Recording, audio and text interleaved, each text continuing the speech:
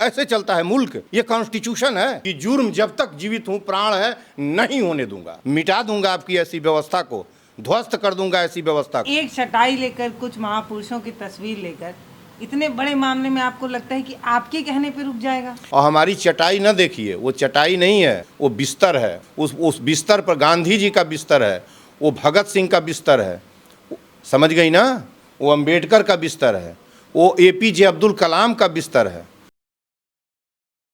देवरिया में जो कुछ भी हुआ वो इस बात का साक्षी है कि ये सभ्य समाज के लिए बहुत ही निंदनीय है, लेकिन तब भी एक वर्ग जो है वो आज भी इस बात का पक्षधर है कि एक पक्ष के घर पर बुलडोजर चलना चाहिए। और ये बात मैं इतने दावे से इसलिए कह रही हूँ क्योंकि सोशल मीडिया मैं भी चलाती हूँ और मैंने भी देखा कि इस बात के पक्ष में कितने लोग हैं। इनका लोगों का ये मानना है कि जो लोग अवैध कब्जा कर रहे हैं, जो भूमाफिया हैं, जो इस तरीके का नरसंहार कर रहे हैं, उनको जवाब मिलना चाहिए, उन लोगों को सीख मिलनी चाहिए, इसलिए उनके घर पर बुलडोजर चलना चाहिए। और इस बात को लेकर सोशल मीडिया में ऐसा हुआ बना कि वहाँ पर जितने लोग पहुँचे वो लोग ये देखने भी पहुँच रहे थे कि जब बुलडोजर चलेगा तो घर कैसे गिरेगा, ये सारी चीज़ें। एक उत्सुकता भी कुछ लोगों के चेहरे पर नज़र आई।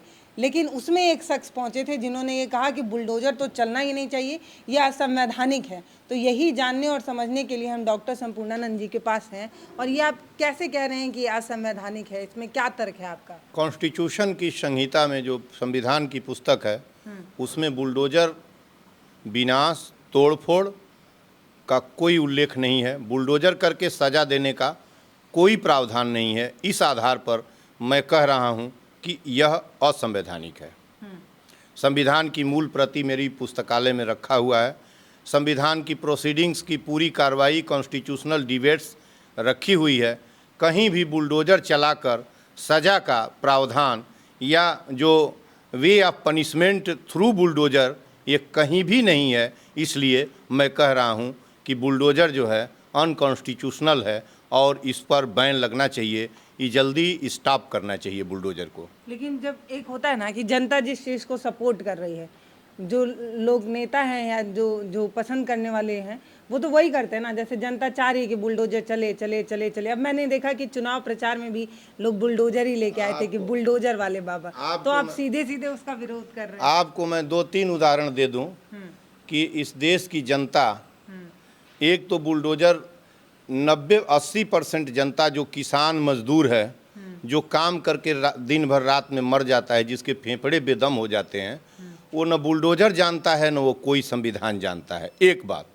दूसरी बात कि जनता जो लिहो बुलडोजर की मांग कर रही है जगह जगह, आप अब एक स्वीकृति बन गया है। ये कोई कह रहा था कि अब समाज में बुलडोजर इनवाइट किया जा रहा है, बुलडोजर बुलडोजर बुलडोजर चलाओ, बुलडोजर चलाओ।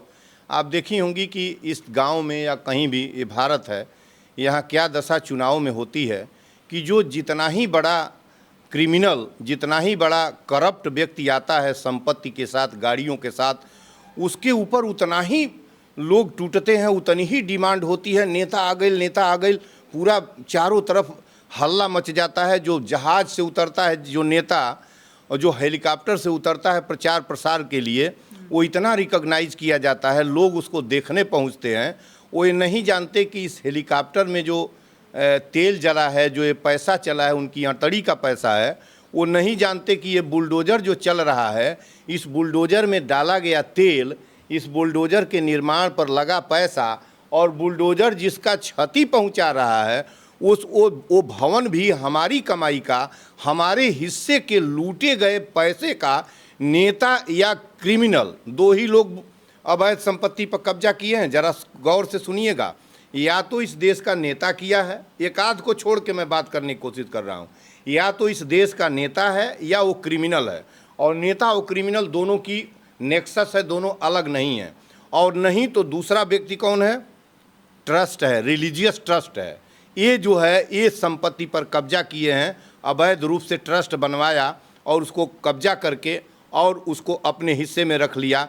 और इस पर जब बुलडोजर की बात होती है तो मैं तो कहता हूं कि बुलडोजर क्यों चला रहे हैं? संपत्ति लोगों की है, लोगों की छीने गए चोरी के पैसे का है, ज़मीन लोगों की है, सार्वजनिक ज़मीन है। आप उसको विद्यालय, चिकित्सालय, वाचनालय या पुस्तकालय, वृद्धालय और गरीबालय में कन्वर्ट कर दीजिए।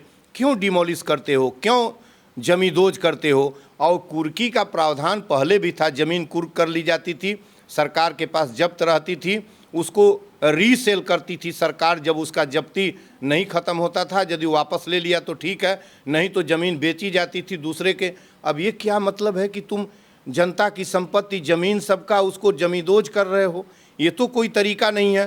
वैसे भी बुलडोजर जैसी किसी भी पनिशमेंट का कोई उल्लेख संविधान में नहीं है। बुलडोजर तो नया नया आया, जब संविधान लिखा गया तब किसी को थोड़ी पता था कि घर गिराने के लिए कोई यंत्र तो इसके बनाएंगे, लिए वो आप बुलडोजर तब ये आपका सवाल गलत हो रहा है ना। संविधान बदलवा लीजिए, यही इसलिए के बना है कि संविधान संशोधन करवा लीजिए। कहिए कि अब एक तरीका जो है, बुलडोजर भी एक तरीका हो गया है। ये सीरियसली बात मैं कह रहा हूँ कि पार्लियामेंट में ले आइए, कानून बनवा लीजिए कि अब पनिशमेंट का तरीका बुलडोजर हो गया है। सज़ा भी वहीं कलेक्टर और मजिस्ट्रेट लोग तय कर लेंगे, घर जमींदोज कर देंगे, तोड़ देंगे। अब न्यायालय में जाने की ज़रूरत नहीं है, ये आपको करा लेना चाहिए। मैं आपको बता दूं नटसेल में कि बुलडोजर ये कोई हवाई नहीं है। मैं जो बात कर रहा हूं, कॉन्स्टिट्यूशन की संहिता पढ़ के, किताब मेरी पुस्तकालय में है, उस हिस्से में है पुस्तकालय के, अभी मैं दिखाता। पुस्तकालय में रखी मेरी संविधान की, वो संविधान की पुस्तक वहाँ है, ले आना बेटे। उसमें कहीं भी बुलडोजर द्वारा पनिशमेंट का कोई जिक्र नहीं है, और ये पूरी तरह गलत है, असंवैधानिक है। जिन लोगों ने जमीन कब्जा किया या जबरदस्ती पैसा वसूला और ये सारी चीजें की, जैसे भूमाफिया जो लोग हैं, उन पर क्या कह पा रही हैं? हमसे कहवाइए, मुझे भय नहीं है, मुझसे कहवाइए। जी, मतलब जैसे भूमाफिया और लोग कह रहे हैं भूमाफिया और नेता, यादव पक्ष की बात कर रहे हैं। जी, मैं नहीं कर रहा हूँ। एक भूमाफिया है, उसका घर गिर रहा है, तो आपका क्या विरोध है इसमें? जो जिन्होंने लूट के बनवाया उनको गिर जाए तो 2 तारीख के पहले ही काम करना चाहिए। अब तो जिसने बनवाया, लूटा, वो तो मार दिया गया, वो तो मरा हुआ है।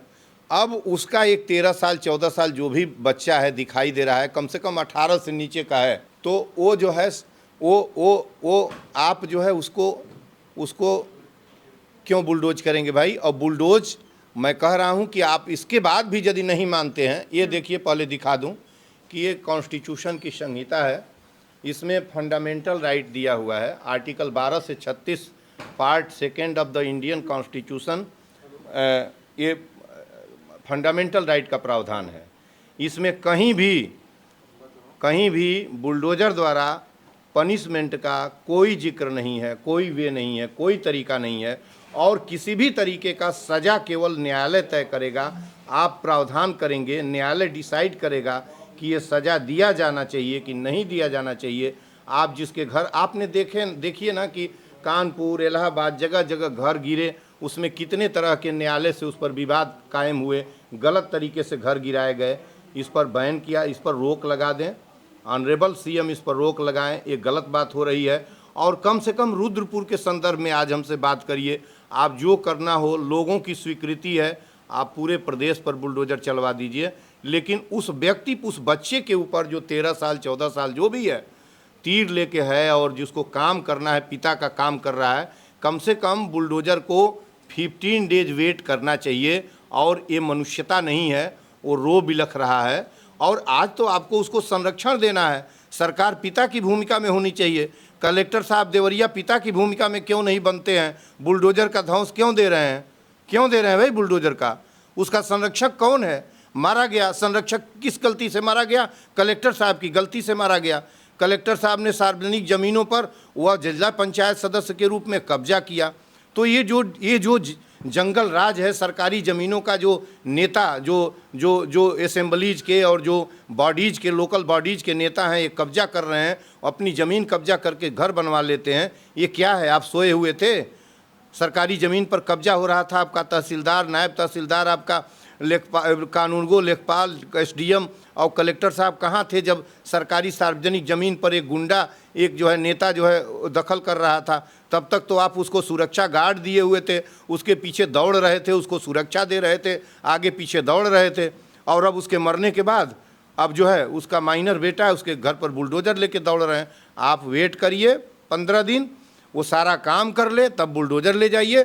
और जहाँ तक बुलडोजर की बात है पूरी तरह असंवैधानिक है। और आपकी मीडिया को बता दूं कि आज नहीं तो कल बुलडोजर पूरी तरह बैन होगा। ना बैन होगा तो एक बार कहिएगा। मैं स्वतः इस पर देर सवेर PIL सर्वोच्च न्यायालय को लिखने वाला हूं कि इस व्यवस्था को अच्छा, एक चटाई लेकर कुछ महापुरुषों की तस्वीर लेकर इतने बड़े मामले में आपको लगता है कि आपके कहने पे रुक जाएगा? ऐसे ही रुकता है ना। चटाई आप कैसे समझ रही हैं? वो हमारे जीवन कली आप एक हाँ, चटाई तो क्या हुआ बिछाए हुए थे, चटाई? एक पेड़ के नीचे बैठे हाँ, हुए पेड़ के थे, नीचे बैठेंगे। कुछ महापुरुषों की जी, तस्वीर लेकर बैठे जी। थे और अकेले कह रहे थे नहीं चलेगा। वहाँ पे 80% लोग कह रहे थे कि जो भूमाफिया हैं जिन्होंने खलिहान की जमीन पर कब्जा किया है, जमीन तो खाली होनी चाहिए, जो है ये सरकारी जमीन है, ये है वो है, तो खाली होनी चाहिए। और आप अकेले कह रहे हैं कि मैं नहीं चलने दूंगा। वो 80% लोग नहीं थे वहाँ। जितने थे वो दलाल थे, वो मीडिया वाले थे और छुटभैया नेता थे जो रोज़ चोरी करते हैं, रोज़ गांव में इधर की उधर ज़मीन नपवाते हैं, गंदा काम करते हैं। और वो क्रिमिनलाइज्ड पूरी व्यवस्था के सिस्टम के हिस्सा हैं। वो लोग हमसे कह रहे थे कि सब लोग चाह रहे हैं। वहाँ कोई इंसान नहीं था, वहाँ कोई मजदूर और गांव का किसान एक भी नहीं था। वो तो बुलडोजर जानता ही नहीं है। अरे यार, बकरी के चरवाहे से पूछिए कि इस घर पर एक बुलडोजर चलेगा। बकरी का चरवाहा बिल्कुल कुछ ना पढ़ा हो, ऐसे बटोरिए बुलडोजर ले लीजिए, घर कहिए इस पर ये गिराया जाए। उससे पूछिए, वो ना बताइए कि गिराया जाए। ये उन्होंने दखल कर तो भी कहेगा ये बाबू गिराइए मत, इसको रहने दीजिए, यही आवाज़ निकलेगी। ये अमनुष्यता है पूरा। ये क्या हो रहा है भाई? और हमारी चटाई ना देखिए, वो चटाई नहीं है, वो सत्य अहिंसा का वो बिस्तर है। उस पर गांधी जी, उस बिस्तर पर गांधी जी का बिस्तर है, वो भगत सिंह का बिस्तर है, समझ गई ना? वो अंबेडकर का बिस्तर है, वो APJ अब्दुल कलाम का बिस्तर है। उसको ऐसे चटाई चटाई कह के न जाने दीजिए। उस चटाई से मैं असत्य और इस तरह के जुर्म को खारिज कर दूंगा, रोक दूंगा, उसके जुर्म को नहीं चलने दूंगा। मुझे ये तो नहीं पता कि ये जो मामला है उसमें आगे क्या कार्रवाई होने वाली है। बस एक बात आप सीधे सीधे समझ सकते हैं ना कि एक तरफ परिवार है जिसमें कोई नहीं बचा, 2 बच्चे बचे हैं, और एक तरफ भी परिवार है जिसमें जो परिवार का मुखिया था वो अब नहीं बचा है। एक बच्चे हैं, तीन बेटियां हैं, एक लड़का है और एक महिला। दोनों ही तरफ बच्चे बचे हैं। हाँ। दोनों ही तरफ बच्चे बचे हैं। उधर भी चाचा पितिया कोई होगा, उधर भी कोई चाचा पितिया है। और आज इनके तो चाचा वगैरह को जेल ले गए हैं, उठा के ले गए हैं। हत्या के बिल्कुल ले जाना चाहिए, पुलिस अपना काम करे, लेकिन आज मनुष्यता का परिचय दे प्रशासन, मनुष्यता का। इस मामले में जो कार्रवाई हो रही है, जैसे एक पक्ष को बहुत ज्यादा सपोर्ट करने के लिए बड़े दिग्गज नेता भी सामने आ रहे हैं, जी, गला लगा रहे हैं, जी, पीड़ित बता रहे हैं, जी, तो उसको कैसे आप देखते हैं? ये ब्राह्मण और यादव अहीर में बांटकर राजनीति करने वाले लोग हैं। उसमें जो लोग आ रहे हैं उन सबका बैकग्राउंड क्रिमिनलाइज्ड बैकग्राउंड है। क्रिमिनलाइज्ड कहने का मेरा मतलब है पॉलिटिक्स का बैकग्राउंड है, पॉलिटिक्स का बैकग्राउंड है। पॉलिटिक्स में 99% क्रिमिनलाइज्ड, चोर, भ्रष्ट ऐसे लोगों का प्रवेश है। वही आके यादव की तरफ भी खड़े हो रहे हैं, वही आके उधर भी खड़े हो रहे हैं। उनको बच्चों के हिफाजत से कुछ भी लेना देना नहीं है। वो गंदी राजनीति हो रही है, उससे मेरा भी कोई लेना देना नहीं है। जिसको जो मन है वो करे। लेकिन जब ये बच्चियां देख रही हैं कि 2 करोड़ रुपए वहां मिल गया, सरकारी नौकरी मिलने की बात हो रही है, एक संरक्षण मिल रहा है, सांसद विधायक गले लगा रहे हैं, तो वो परिवार ये कह रहा है कि मेरे को अनदेखी किया जा रहा है, मुझसे तो कोई मिलने ही नहीं आ रहा है। ये राजनीति का, पॉलिटिकल सिस्टम का और कॉन्स्टिट्यूशन का, और जो प्रॉमिस करके देवरिया का सांसद आया हुआ है, लोगों की सेवा का, लोगों का सांसद है ना, वो फेल्योर हो रहा है। और वो मैसेज इस चीज़ को बताइए, मैं कॉन्स्टिट्यूशनल बात कर रहा हूँ कि देवरिया के जो सांसद हैं रमापति राम त्रिपाठी, ये उनका धर्म है कि दोनों के दरवाजे पर समान रूप से खड़े हों, दोनों के यहाँ जाएं, मेल मिलाप करवाएं, यह उनका धर्म है। नहीं तो उनको देवरिया की सांसदी अभी भी छोड़ देनी चाहिए। उनकी नज़र के सामने यह हो रहा है। वह सांसद पूरे देवरिया संसदीय क्षेत्र के हैं, या यदि वो सांसद, यदि वहाँ के सांसद, सुन लीजिए, यदि वहाँ के सांसद विधायक जी हैं, कमलेश पासवान को जो सांसद हैं वहाँ के, उनको दोनों के साथ खड़ा होना चाहिए। और अब ये गलत हो रहा है, और यदि नहीं, वो यदि सलब मणि खड़े हो रहे हैं एक पक्ष में, सलब मणि को वहाँ भी जाना चाहिए, नहीं तो वहाँ भी नहीं जाना चाहिए। और यदि व्यक्तिगत रिश्ता हो तो दूसरी बात है, लेकिन यदि आप पक्ष लेके खड़ा हो रहे हैं जात विशेष के वजह से, एक बहुत गलत संदेश जा रहा है और पॉलिटिकल इंस्टीट्यूशनल बॉडी के तरफ से जा रहा है, कॉन्स्टिट्यूशनल बॉडी के तरफ से जा रहा है, और एक लेजिस्लेटिव असेंबली के नुमाइंदा के मेंबर के तरफ से जा रहा है। ये अच्छा नहीं है, मैं बार बार अब कह रहा हूँ, बिल्कुल अच्छा नहीं है। इस समय दोनों परिवारों के दुख दर्द को समझने की ज़रूरत है, और दर्द और कानून अपना काम करेगा।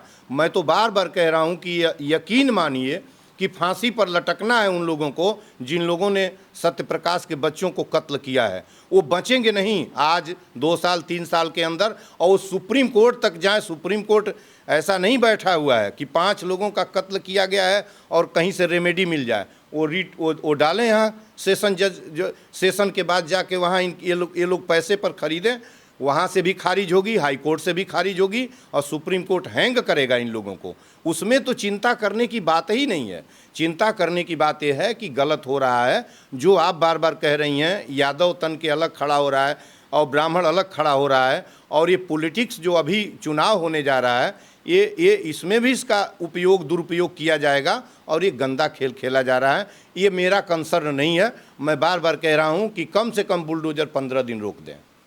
देखिए, जो लोग एक तरफ से ये कह रहे हैं कि जो लोग बात कर रहे हैं वो एक तरफा बात कर रहे हैं, यहाँ भी अभी आप संपूर्णानंद जी को सुन रहे थे, वो साफ बोल रहे हैं कि जिन लोगों ने बच्चों पर हथियार चलाए उनको फांसी से कम सजा नहीं मिलनी चाहिए। लेकिन एक तरफ आप देखिए कि एक बच्चा है, वो भी अपनी एक पीड़ा लेकर वहाँ पर बैठा हुआ है, उसके भी पिता नहीं है, उनका भी अंतिम संस्कार वगैरह करना है। तो बुलडोजर जैसी कार्रवाई हो, लेकिन एक बार सोच कर हो कि कम से कम ये जो कार्यक्रम है वो सब ख़त्म हो जाए, उसके बाद अगर ऐसा कुछ हो तो। बाकी आप अपनी राय और अपनी धारणा आप बनाते रहिए, जिसको जो बोलना है, जिसको जो करना है वो करते ही रहेंगे। जी, सोशल मीडिया पे आके जो बोलना है नहीं, जिसको जो बोले, मुझे भी कोई कुछ भी कहता है, मुझे कोई परवाह नहीं।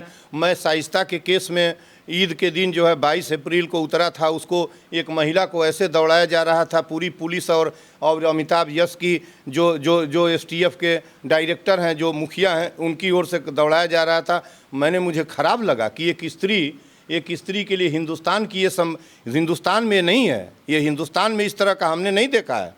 आप ये जान लीजिए, जब रानी को दौड़ा रहा था फिलिप की लपकने की कोशिश किया झांसी की तरफ, तो झांसी की रानी ने कहा कि खबरदार इधर देखा तो। और जब वहाँ ब्रिटेन में कैक्सटन हॉल में गोली मारा जब उधम सिंह ने जनरल डायर को, और वहीं सामने ब्रिटिश महिला खड़ी थी, जब प्रोसीडिंग होने लगी तो वो आके प्रोसीडिंग्स में इंटरवेन की कोर्ट में, और कहा कि तूने मेरे ऊपर गोली क्यों नहीं चलाया। तो उधम सिंह ने कहा कि मेरी संस्कृति स्त्री पर गोली चलाने की अनुमति नहीं देती, और आप कॉन्स्टिट्यूशनल बॉडी होके एसटीएफ के डायरेक्टर होके खोज रहे थे उस महिला को, जैसे शिकार खोजा जा रहा हो। तो क्या हुआ फैमिली पर आरोप हो? हम कोई अपराध करेंगे तो हमारी पत्नी को शिकार के तौर पर खोजेंगे? मिटा दूंगा आपकी ऐसी व्यवस्था को, ध्वस्त कर दूंगा ऐसी व्यवस्था को ध्वस्त कर दूंगा। जिंदा रहूंगा तो ध्वस्त कर दूंगा। हिमाकत हो तो करके दिखाइए। मैंने कहा था गांधी प्रतिमा पर कि किस तरीके से उसको खोज रहे हैं आप। इनका बंद हो गया अगले दिन से शिकार खोजना, और अब क्यों नहीं शिकार कर खोज रहे हैं कि कहाँ गई शाइस्ता? किससे पूछूं कि शाइस्ता कहाँ गई? किससे पूछा जाए? अब बता दीजिए आपके मीडिया के माध्यम से, अब कहाँ गए हैं लोग, पुलिस के लोग, और ये सरकार कहाँ बैठी है कि शाइस्ता, इनके तरफ से मुकदमा करना चाहिए कि शाइस्ता को खोज के दो, लेकिन उसका कोई है नहीं। ऐसे चलता है मुल्क। ये कॉन्स्टिट्यूशन है, ये कानून है, ये रूल ऑफ लॉ है, इसमें मनुष्यता है कहीं? नारी को आप दौड़ा रहे थे, कह रहे थे कि ये वो 1000 पूरे सुल्ताना डाकू की वाइफ थी, उसको दौड़ाएंगे आप? उसको हिफाजत करिए। उसके बेटा को मार दिए, उसके पति को मारा, उसके देवर को मारा, अब क्या करोगे? इसके बाद उसको तो प्ली करना चाहिए कि तुम हिफाजत करो, मेरी भी हत्या तुम ही न कर दो। उल्टे आप दौड़ा रहे थे, ये उल्टे दौड़। सुप्रीम कोर्ट ने अभी मांगा है जवाब स्टेट गवर्नमेंट से कि 187 लोगों को जो एसटीएफ ने गोलियों से दागा है, उनका हिसाब दीजिए कि क्यों आपने मारा है। उसके दौरान जो एका होती है, ये इनकाउंटर के दौरान आपने मारा है, बताइए क्यों मारा है, कारण सहित बताइए, न्यायालय में जाके जवाब दिलवाइए। देखिए, शांतिपूर्ण ढंग से ये मुल्क गांधी का है। अब मेरी बात सुन लीजिए, ये मुल्क बुद्ध का है, कबीर का है, नानक का है, रहीम का है, विवेकानंद का है, गांधी का है। ये मुल्क जो है एपीजे अब्दुल कलाम का है, अन्ना हजारे का है, तमाम ऐसे लोगों का है। ये मुल्क जो है ऑनरेबल और मानवीय जस्टिस एन.वी. रमन का है, मानवीय जस्टिस जो इस समय जो अपने इतिहास के सबसे मानवीय जस्टिस हैं, डी.वाई. चंद्रचूड़ का मुल्क है। ऐसे लोगों का मुल्क है। आप इस तरीके से इस देश को न चलाइए, मनुष्यता के रास्ते से चलाइए। संविधान की संहिता हमारे पास है, ये चलाने में क्या दिक्कत है? आप रहिए जितने दिन शांति से नहीं रह सकते हैं, शांति से तो और लाइक करेंगे लोग। क्यों इस तरीके की बात करते हैं? और स्त्री के ऊपर हाथ इस तरीके से उठेगा? मैं बार बार कहता हूं, आपके चैनल को बता देना चाहता हूं कि किसी भी दबे हुए इंसान आदमी के पीछे, आदमी के ऊपर, जो दलित कहा जाता है और उससे भी नीचे, और स्त्री के ऊपर और किसी भी इस्लामपंथी के ऊपर, मुसलमान के ऊपर यदि सरकार ने और किसी बॉडी ने जुर्म किया तो मैं वहीं खड़ा रहूँगा, उस जुर्म का पूरी तरीके से रोकूंगा, छोड़ूंगा नहीं, बिल्कुल विरोध करूंगा। ऐसे नहीं चल सकता। हिंदुस्तान बुद्ध और गांधी का देश है। हिंदुस्तान शांति और अहिंसा के लिए जाना जाता है, दुनिया में इसी के लिए जाना जाता है। दुनिया जर्मनी हिटलर के लिए जाना जाता है, इटली मुसोलिनी के लिए जाना जाता है, यूनान सिकंदर के लिए जाना जाता है, हिंदुस्तान अशोक के लिए जाना जाता था, महान शांतिवादी अशोक के लिए, बुद्ध के लिए जाना जाता था। और हिंदुस्तान की संस्कृति तब से है जब तक दुनिया की संस्कृति इस स्थिति पर बनी हुई है। और यूनान मिस्र रोमा सब मिट गए, जहाँ से कुछ बात है कि हंसती मिटती नहीं हमारी। इकबाल की पंक्तियाँ हैं, बंगे दरा की हैं, 1908 में लिख रहे थे। बाद में अनफॉर्चुनेटली वो राष्ट्रवादी हो गए थे, विरोध के हो गए थे और पाकिस्तान माइग्रेट कर गए थे। उनकी ये पंक्तियाँ हैं। तब से हिंदुस्तान बना हुआ है, शांति के लिए जाना जाता है।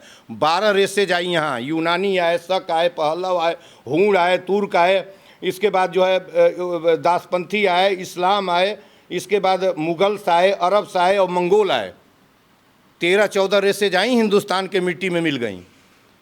नफरत करके नहीं चल सकता है मुल्क, मुहब्बत और प्यार से चलेगा। मैं आपको बताने की कोशिश कर रहा हूँ। आज जब किसी गरीब के ऊपर आप जुर्म ढाइएगा, मोहम्मद पंथी के ऊपर, इस्लाम पंथियों पर जुर्म ढाइएगा, किसी दबे हुए के प्रति करिएगा, तो मैं आपकी पूरी ताकत का विरोध अकेले करूँगा। अकेले? जी नमस्ते, मैं पल्लवी हूँ। आप भारत एक नई सोच देख रहे हैं। कुछ लोग ऐसे होते हैं जिनको आप कितना भी समझने की कोशिश करिए, लेकिन आपकी समझ से परे होते हैं। वैसे ही संपूर्णानंद जी हैं। मैं करीब 1 घंटे से उनको समझने की कोशिश कर रही हूँ कि एक अकेला इंसान क्या ही कर पाएगा जब वहाँ पे उतने बड़े सिपाही, उतने ढेर सारे सिपाही आएंगे, कांस्टेबल, ये लोग पहुँचेंगे, तो वहाँ पे एक अकेले ये अपनी चटाई बिछाकर कैसे न्याय दिलाएंगे? अकेले सुनिए, अकेले गांधी ने लोगों को लेके और अंग्रेज़ों का नमक कानून खड़े अंग्रेज़ों के सामने तोड़ दिया था। नीलों की गुंडई तोड़ दिया था, जो नील ज़बरदस्ती नील की खेती करा रहे थे, अतिरिक्त टैक्स लेते थे। और रेमजे मैकडॉनल्ड को बता दिया कि भारत की भूमि क्या है। और भगत सिंह ने पूरे दुनिया को बता दिया कि तुम्हारी हुकूमत केवल जो बंदूकों से और हथियारों से, जो तुम्हारी राइफ़ल एनफील्ड राइफ़ल चमकती है, उससे ज़्यादा हम ताकत रखते हैं। हत्या की उनकी संस्कृति नहीं थी और सदन में बम फेंक कर उन्होंने किसी को मारने की नीयत नहीं थी। इन बहरों को और इन अंधों को बताना था कि तुम भारत को छोड़ के चले जाओ और हमारा भारत आज़ाद करो, ये वो बताना चाहते थे। आप अकेले अकेले क्यों कर रही हैं? सभी लोग हैं। जुर्म कौन सहने की कोशिश करता है? जुर्म किसी को प्यारा नहीं है कि जुर्म सहे। मैं जुर्म का विरोध करूंगा। जिसको आना होगा, मनुष्यता के रास्ते पर जिसको चलना होगा, आएगा। ये तो यकीन मानिए कि जुर्म मेरी नज़र के सामने जब तक जीवित है, आपके चैनल से बताने की कोशिश कर रहा हूं कि जुर्म जब तक जीवित हूं, प्राण है, नहीं होने दूंगा।